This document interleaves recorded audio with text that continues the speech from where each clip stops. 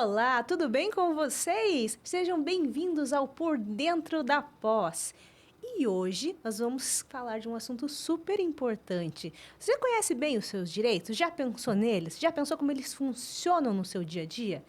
Então hoje nós vamos falar sobre os 10 direitos que você tem e talvez não saiba. E para isso nós convidamos uma convidada super especial, a professora advogada Daniele Farinhas. A professora Daniele, que é especialista em Direito Aplicado, tem MBA, é professora da Uninter, enfim, um currículo invejável, né, professora Daniele? Muito obrigada. Professora Jennifer, boa tarde. Boa tarde a todos que estão nos assistindo. Eu é que agradeço o convite, agradeço a professora Jennifer, minha amiga, minha colega de profissão, de trabalho aqui na Uninter. Agradeço ao professor Silvano também pelo convite. E sim, a gente vai trazer um assunto um pouco descontraído mesmo para falar dos direitos do nosso cotidiano, coisas que a gente passa assim frequentemente e muitas vezes as pessoas se perguntam: será que isso é realmente legal? Será que poderia ser assim? Essa pessoa poderia me cobrar desse jeito, agir dessa forma? Então, acho que é legal você conhecer os seus direitos e muitas vezes você não lê, né, o Código de Defesa do Consumidor, o Código Civil, enfim, mas não precisa. Assista a gente aqui que você já vai entender um pouquinho mais sobre os seus direitos.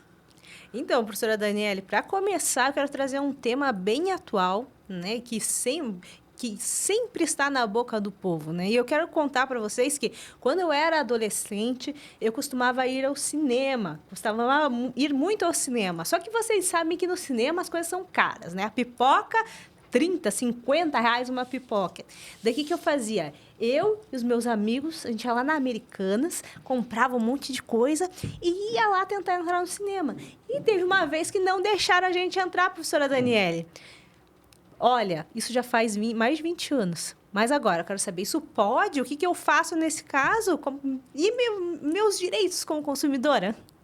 Isso é bem comum, realmente. A pipoca do cinema é cara.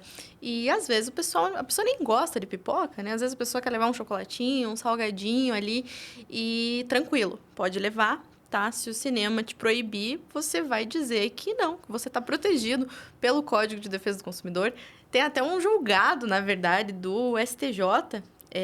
Eu até trouxe aqui o RESP 1331968 de São Paulo, né? Então, já foi decidido que os cinemas eles não podem proibir o ingresso de alimentos. Essa compra ali direto no cinema pode ser configurada venda casada. E o Código de Defesa do Consumidor, no artigo 39, inciso 1º, ele protege isso. Então, se você quiser chegar lá, provavelmente o cinema vai ter um Código de Defesa do Consumidor ali, porque os estabelecimentos precisam ter. Você pode até mostrar para eles e falar: não, posso entrar aqui com meu salgadinho, com meu chocolatinho, bem tranquilo. Eles não podem te obrigar a comprar lá. E se mesmo assim eles não deixarem, o que, que eu posso fazer? Que prova eu posso produzir ali para depois tentar ir no PROCON? Eu posso entrar com uma ação depois de indenização? Como é que funciona, professora? Sim, o PROCON é uma opção, né? Bom, nesse caso, se eles não te deixarem entrar com o alimento e você optar por não assistir o filme, enfim, é importante registrar esse momento ali, né? Tentar registrar ali, gravar, enfim, e para poder fazer essa denúncia no PROCON. E sim, pode até ajuizar uma ação se você teve um prejuízo ali. Claro, às vezes o prejuízo é mínimo, né, em relação ali ao ingresso e tudo mais, mas pode acontecer de ter alguma ofensa, algum caráter ali, até de dano moral, né? Dependendo de como a situação for conduzida, de como a pessoa te atender ali. Então, sim, é importante você produzir essa prova e pode fazer essa denúncia ao PROCON ou até ajuizar uma ação e, dependendo da situação, pedir a indenização por danos morais. Isso é muito importante. E nesse caso, professora, conseguiria fazer isso no juizado especial? Sim, é uma ação bem tranquila, né? No juizado especial você pode processar ali até 40 salários mínimos sem advogado, tranquilamente. 20 salários mínimos sem advogado e 40 precisa de advogado. Mas, assim, nesse caso ali, como você, né, o ingresso é barato e, enfim, não vai ser uma ação muito complexa, não vai precisar de perícia, não vai precisar produzir provas complexas, então pode sim utilizar o juizado especial E pode sim utilizar sem a necessidade de contratar um advogado, né? No caso, até 20 salários mínimos. Aqui, como a professora Jennifer já me pontuou, que eu falei errado para vocês, mas tudo É certo. que do juizado especial federal é 40, então tem confundi. Desculpa, pessoal. Perdão. É uma pequena diferencinha. Mas aí, professora Daniele, tô lá, saí do cinema, quero dar uma relaxada, acho que eu vou num barzinho curtir a noite, curtir o resto da minha noite. Chego lá, pego a minha comandinha e perco essa comanda. Não vi nessa comanda, tá escrito que se eu perder a comanda, eu tenho que pagar R$500, professora Daniele. Vocês estão identificando aí, pessoal? Coisas que é coisa do dia a dia que acontece. Tá lá, a perda dessa comanda acarretará o pagamento de R$500. Perdi a comanda. Vou ter que... Só tomei uma coquinha, professora Daniele, agora. Não, gente, isso é um absurdo. Eu já vi casos pior ainda do que 500, já vi de R$1.000, assim, é um absurdo. Isso também é ilegal, tá? É o estabelecimento, o bar ali, no caso, ele tem que controlar o consumo das pessoas ali que estão consumindo. Então, é ele que tem que controlar quantos refrigerantes, quantas cervejas você pediu. Claro, a comanda é uma forma de controle, a gente entende que a pessoa tem que realmente cuidar ali e tal, mas essa multa é totalmente abusiva, ainda mais nesse valor, né? Se fosse algo, 10% sobre o valor que você consumiu, enfim, por você perder ali o cartão, mas de qualquer forma é uma multa abusiva, tá? O Código de Defesa do Consumidor, também no artigo 39, inciso 5º, se eu não me engano, ele também prevê isso, então você também está respaldado pelo código. Com certeza vai ter um código lá no bar e você pode reclamar nesse sentido, falar, olha, eu consumi uma coca, vocês devem ter lançado no sistema de vocês, o controle é de vocês, e eu tô aqui disposta a pagar a minha Coca-Cola. Não, com certeza. E é interessante nesses casos, porque muitas vezes beira uma fé essa conduta, né, professora Daniele? Porque além deles pegarem a comanda, quando você chega, você faz um cadastrinho ali.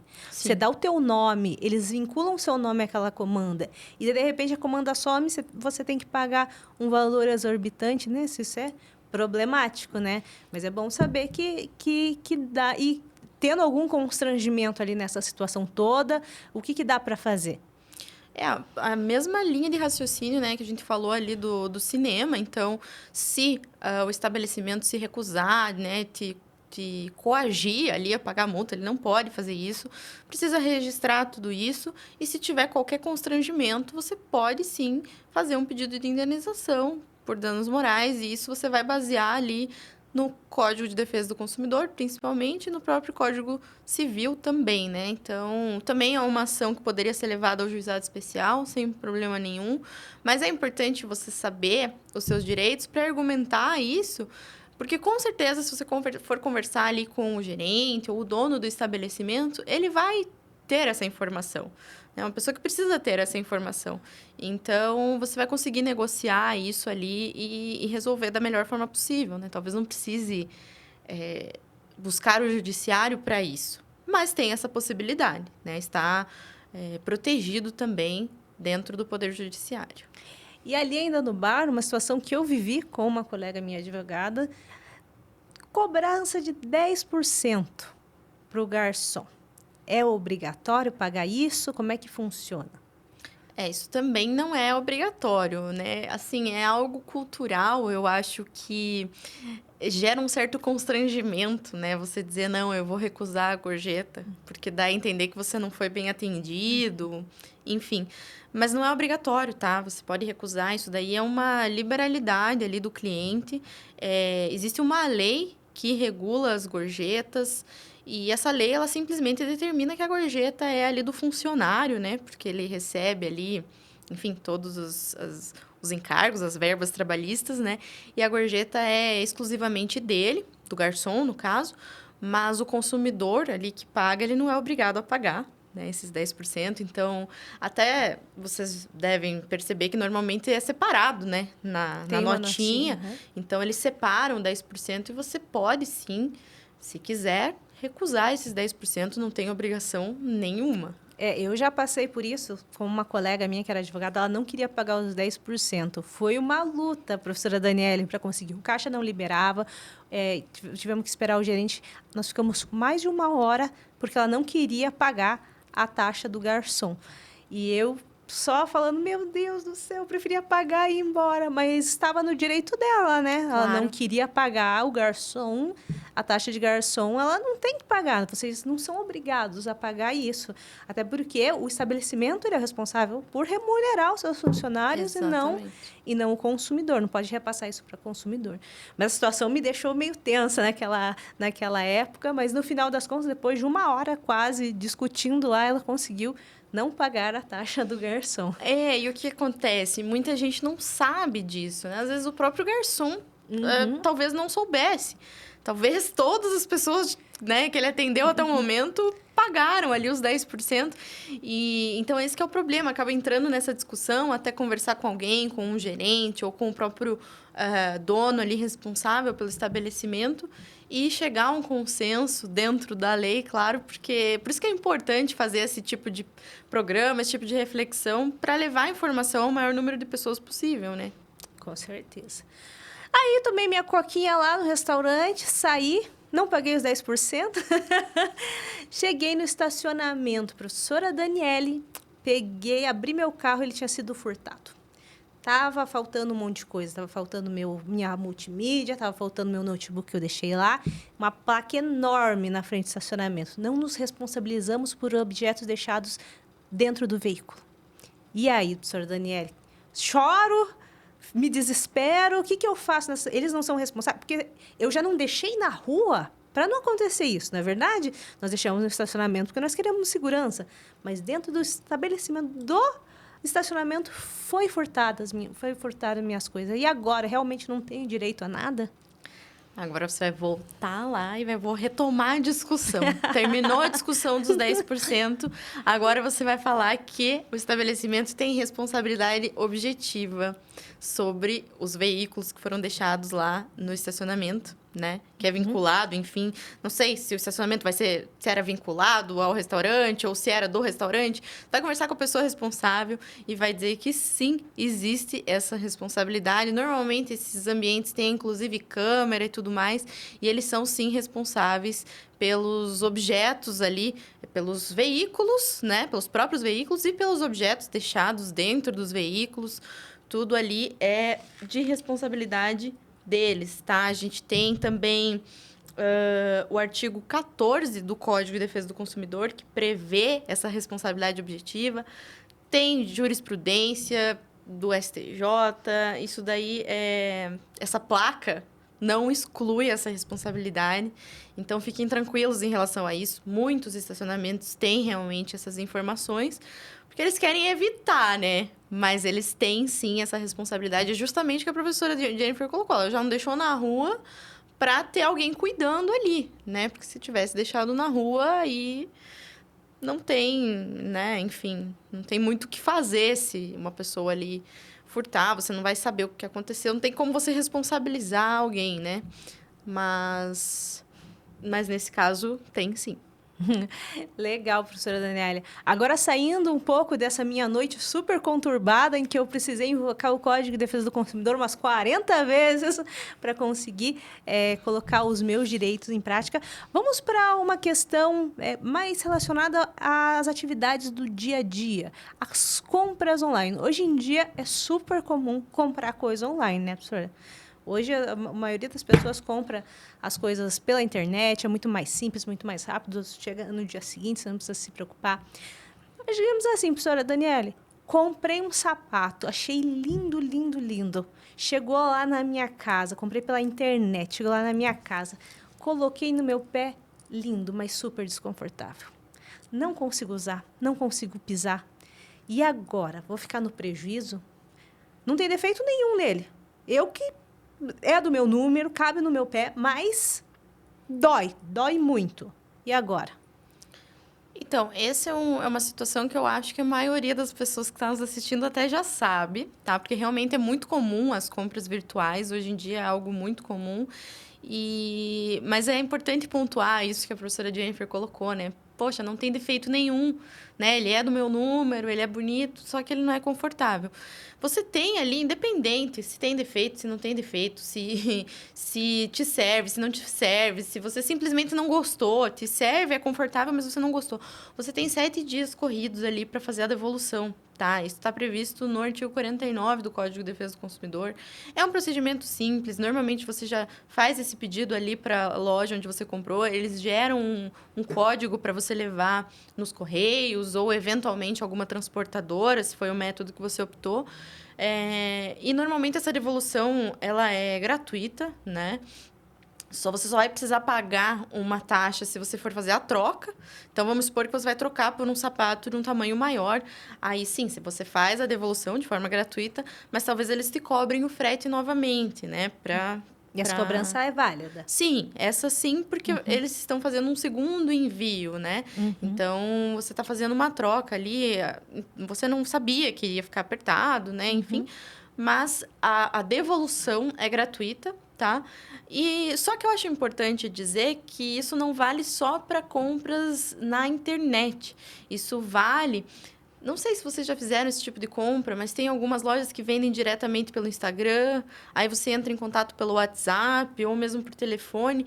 Na pandemia fiz muito isso. Então, e mesmo que a loja seja no mesmo local, né, onde você reside, às vezes é mais cômodo você pedir por ali e eles te entregam. Só que você não tem a oportunidade de fazer essa prova, né? Então, de provar ali o sapato, a blusa, a calça, enfim. Então, você também tem esse direito garantido, tá? Da devolução em 7 dias corridos. E é o artigo 49 do Código de Defesa do Consumidor, caso você precise argumentar. Dificilmente, esses estabelecimentos, eles têm bastante ciência disso, né? Mas caso precise argumentar, é o artigo 49. Muito legal. Vocês estão anotando as dicas, né? Fiquem aí ligadinhos que daqui a pouco a gente vai ver muitas outras situações. Uma coisa que eu via há algum tempo atrás, saiu até nos jornais, na internet, que um condomínio resolveu colocar o nome dos condôminos ali no elevador, de que estavam devendo. Lista dos devedores do condomínio. Colocou lá o nome das pessoas. Óbvio que isso causou um grande constrangimento, né? Mas a pergunta que eu tenho é, pode ou não pode fazer esse tipo de coisa, professora? Não pode. Na verdade, nenhuma cobrança, assim, de forma pública, que gere constrangimento, que gere ali uma situação ruim, né, para o devedor, ela não pode ser realizada, né? Então, até ligação, cobrança por ligação, né? A pessoa ligar no teu trabalho ali e tal, também, isso também é ilegal. E, com certeza, expor o nome dos condôminos que estão devendo é ilegal. Isso também está previsto no Código de Defesa do Consumidor, no artigo 42, e isso gera, sim, dano moral, tá? Nesse caso, é um caso que realmente caberia uma ação judicial, tá? Inclusive, até tem respaldo constitucional isso, né? Porque é uma questão que fere a dignidade da pessoa ali, né? Então, é uma exposição realmente muito constrangedora, né? Ali para todos os vizinhos olhando e tal, colocou, acho que você falou no elevador. Isso, né? no elevador. Assim, realmente é uma exposição desnecessária e ilegal, tá? Então, se você vivenciar algo parecido, né, relacionado à cobrança, até peguei um caso similar também esses tempos, que o banco, em vez dele cobrar a devedora, ele enviou um e-mail para o esposo dela cobrando. E por mais que seja cônjuge ali, que nesse caso ele sabia, né, da questão, mas às vezes o teu cônjuge não sabe, às vezes você não contou que você está devendo. E olha a situação que isso gera. E eu pesquisei na jurisprudência e verifiquei que isso também é uma atitude ilegal, tá? Então, ele teria que cobrar diretamente dela, né? Até porque não sabemos como o banco tinha o e-mail do cônjuge no cadastro dela. Isso já é uma outra questão aí de proteção de dados, né? Sim. Mas, enfim. Então, tudo que está relacionado à exposição aí, né? Relacionado à cobrança, pode configurar um dano moral e tem respaldo no Código de Defesa do Consumidor. Muito, muito interessante, professora. Outro ponto que a gente vê muito em prestação de serviços, principalmente, você vai no dentista, no médico, e ele demora para te atender. Já deve ter acontecido com vocês. Se você chegar atrasado, você não é atendido. Mas o médico, às vezes, demora 1 hora para te atender. pode isso, professora Daniela, ele me atende quando ele quiser, como é que funciona? Isso eu vejo que tem se tornado uma coisa cultural também, né? O pessoal fala, não, é normal eu ficar esperando, vou em tal hospital, lá demora cerca de 1 hora para ser atendida, é normal. Não é normal, tá, pessoal? Não é normal, pode ser configurado falha na prestação do serviço, tem também previsão no Código de Defesa do Consumidor, e isso é uma atitude que pode ser denunciada para a Agência Nacional de Saúde, né? Para a própria ouvidoria do hospital, ali da clínica, e também pode ensejar um pedido de indenização por dano moral, tá? Porque o médico, ele simplesmente não pode demorar 1 hora para te atender. Tem que garantir ali, e mesmo que seja SUS, tá? É considerado falha na prestação do serviço, tá? Sim, Então... é importante as pessoas ficarem ligadas nisso, né? Porque às vezes elas vão no SUS, acham que não tem regra, mas tem, pessoal. Existe o telefone da ouvidoria, da Corregedoria da Saúde. Se o atendimento for ruim, se acontecer alguma situação lá que não deveria ter acontecido, vocês podem entrar em contato com eles. E sempre em todas essas situações que a gente está falando aqui, tentar provar, tentar guardar o máximo de provas sobre esse fato, para conseguir comprovar depois. Vamos para o direito de família? Daí, professora, quer fazer mais um comentáriozinho? Não, eu só ia dizer que essa espera de 1 hora também fere a dignidade, né, da pessoa ali, que tá, às vezes, né, saiu no único horário que ela poderia, o horário de almoço, por exemplo. Ela tem só 1 hora de almoço, a pessoa nem conseguiu almoçar e tá ali esperando o médico atender. Então, realmente, tudo isso deve ser colecionado ali como prova, né, para apresentar depois, e pensem que não é normal. É a teoria do risco da perda do tempo útil do consumidor, né? Eu entrei com uma demanda também esses tempos contra uma empresa que ela fez o meu cliente ficar horas no telefone tentando resolver um problema e não conseguia. E aplicaram essa teoria e conseguiu uma boa indenização para perder o tempo. Então, além da indenização por danos morais, as pessoas podem pleitear uma indenização pela perda do tempo útil, né? Que é importante saber, porque você coloca algum limite na ação daquele prestador de serviço. Exatamente. Vamos agora, quero falar um pouquinho sobre direito de família, professora Daniele.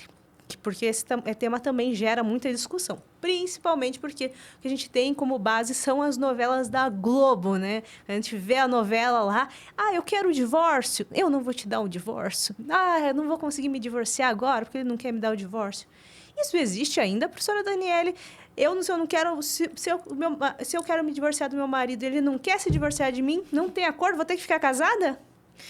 Não, pessoal, hoje a regra que vale em relação ao divórcio é quando um não quer, dois não brigam, tá? O divórcio é um direito que a gente chama de direito potestativo. Isso foi garantido pela Constituição e houve também uma alteração no Código Civil. Então, assim, se eu quero o divórcio, basta que eu chegue e peça o divórcio. É claro que quando uma pessoa não quer assinar, né, então não consegue fazer o divórcio de forma extrajudicial, que é muito mais simples, os cônjuges vão diretamente no cartório e assinam. Mas quando um deles não quer assinar, eu vou precisar fazer esse pedido na via judicial, tá? Vou ter que fazer um pedido lá de divórcio litigioso e vai ser determinado. Inclusive, eu posso fazer um pedido liminar para que seja determinado já o divórcio, por ser um direito potestativo. Aí a discussão que vai permanecer, possivelmente, é uma questão de talvez pensão alimentícia, dependendo do caso, talvez regulamentação de guarda, se tiver filho menor, partilha de bens, tudo vai depender do caso concreto. Mas o divórcio em si é um direito que nós chamamos de potestativo. Então, se um quer, ele vai ter o seu direito, né? Então, ele quer se divorciar, ele tem o direito a se divorciar. Não adianta a outra pessoa chorar e não precisa comprovar nada, não precisa comprovar culpa do outro cônjuge para querer esse divórcio. Só não gosto mais dele, quero me divorciar, tá tudo certo. Isso é bem importante também, porque antigamente existia essa questão de culpa, houve traição, né? Adultério era crime. Então, tudo isso mudou, tá, pessoal? Não precisa comprovar quem foi o culpado pelo relacionamento. Não precisa comprovar isso, né? Claro que na hora ali da petição, normalmente o advogado vai contar a história, como aconteceu, como chegou ali a separação de fato, mas não há essa necessidade de comprovação, tá? Então, você pode, sim, solicitar o divórcio. É um incômodo quando o outro não quer assinar, mas, às vezes, vale até contratar um advogado para tentar negociar, né? Nesse sentido, porque realmente fazer qualquer processo na via extrajudicial acaba sendo mais simples, mais rápido. É importante saber isso também, até na hora de contratar o advogado, né? Ah, com certeza que tem essa opção de ir para via extrajudicial, né? Se as duas partes estão de acordo, então é muito mais fácil, elas conseguem até fazer extrajudicialmente preenchidas algumas condições. Isso, professora? Exatamente. E uma outra dúvida que acontece muito, nossa, essa aqui eu acho que ela é a rainha das perguntas, das afirmações falaciosas sobre direitos de família. Se um dos genitores não está trabalhando, estou desempregada, professora Daniele, eu não preciso pagar pensão para o meu filho? Se você... Estou desempregada, eu pago pensão, mas perdi meu emprego, agora não tenho mais renda. Como é que eu faço? Eu tô liberada. Enquanto eu estiver desempregada, eu não preciso pagar pensão. Não está liberada. Isso pode até ser passado para os pais ali, né? Para os avós da criança, se tiverem condições, mas precisa garantir o sustento daquela criança. Então, você não vai ser liberado da pensão somente porque está desempregada, né? Essa pessoal, é a pergunta, é a afirmação mais falaciosa que eu mais ouço desde que eu comecei a atuar em direitos de família, que se o pai, geralmente o pai é quem paga a pensão, né? Ele está desempregado, ele não vai precisar pagar a pensão. Mas aí vive como a criança? Se ele está desempregado, como é que a criança vai se alimentar? Ela não deixa de comer, não pausa a vida dela até que ele consiga ter um novo emprego, né? Essa questão ela é muito importante também por causa disso, da gente saber que mesmo sem... Uma vez eu tive uma cliente não, eu era cliente do devedor de alimentos. Na verdade, ele estava em dia, mas devedor a gente fala como a parte no processo. E ele não queria aumentar a pensão. E a mãe me deu uma chacoalhada na audiência, professora Daniela. Daí eu falei, olha, ele não tem condições e tal. E ela falou assim, a mãe, ela dá um jeito. Se eu preciso fazer uma faxina para o meu filho ter o que comer, ele ter esse curso, eu vou fazer. Por que o pai não faz? Eu fiquei, nossa, é verdade. Por que não faz? Porque a criança precisa, né? Ela continua precisando das coisas. Conforme ela vai crescendo, ela vai precisando mais ainda. Claro, e algo importante também a pontuar nesse sentido, acontece muito, né? Do pai, por exemplo, ele é autônomo, então ele recebe uma renda variável. Então ele vai dizer, não, esse mês eu não recebi, mês passado eu recebi, por isso que esse mês eu não paguei. Mas assim, se os alimentos não forem pagos, existe a possibilidade da prisão, né, por não pagamento de alimentos. Então, eu acredito que isso até foi algo que veio, né, na legislação para garantir esse pagamento. Porque, senão, as pessoas elas iriam se escusar dessa responsabilidade, assim, simplesmente dizendo que não tem dinheiro, né? Então, não, ela é uma responsabilidade, o pai precisa dar um jeito, pode ser passado para os genitores do pai terem que pagar a pensão. Então, assim, é uma questão muito séria. Falei do pai, né? Mas pode ser da mãe também. É que a regra é o pai, mas, claro, mas pode vocês ser também. entendam os dois. Sim. Então, isso é algo muito sério. Você não pode simplesmente se esquivar do sustento do teu filho ali, menor, e que precisa de alguém, né? Ele ainda não consegue se sustentar sozinho. Com certeza. Infelizmente, nós estamos nos encaminhando para o final do nosso programa. Passou muito rápido, espero que vocês tenham gostado também. Muitas dúvidas aqui. A professora Daniele fez um panorama geral ali no direito civil, das normas aplicáveis, pontuou alguns dispositivos, falou que vocês devem fazer, sempre colher as provas, né, professora Daniele? As provas são fundamentais. Muito importantes. E eu quero agradecer vocês aí de casa que estão nos assistindo e também a professora Daniele, que veio aqui nos trazer tanto conhecimento, porque é tão importante conhecer seus direitos, né? Muito obrigada, professora Daniele. Eu é que agradeço, professora Jennifer, agradeço vocês que nos assistiram, espero que eu tenha contribuído com algumas informações. Não sei se a gente conseguiu chegar ao fim das 10 dicas, né, professora Jennifer, mas eu acho que a gente trouxe algumas bem valiosas. Então, espero que tenham gostado. Qualquer dúvida, entre em contato conosco aí nos canais disponíveis. Agradeço novamente, professora Jennifer, professor Silvano, e fico à disposição até uma próxima. Então é isso, pessoal. Muito obrigada novamente. E sigam a Uninter nas redes sociais, no YouTube, no Instagram. Acompanhem nossa programação e entrem no nosso site para ver os cursos que a gente tem disponível. Porque tão importante quanto a gente conhecer os nossos direitos é nos especializarmos naquelas áreas que nós trabalhamos. E aqui tem uma gama enorme de possibilidades. Então, entra lá e dá uma olhadinha. Muito obrigada e até a próxima!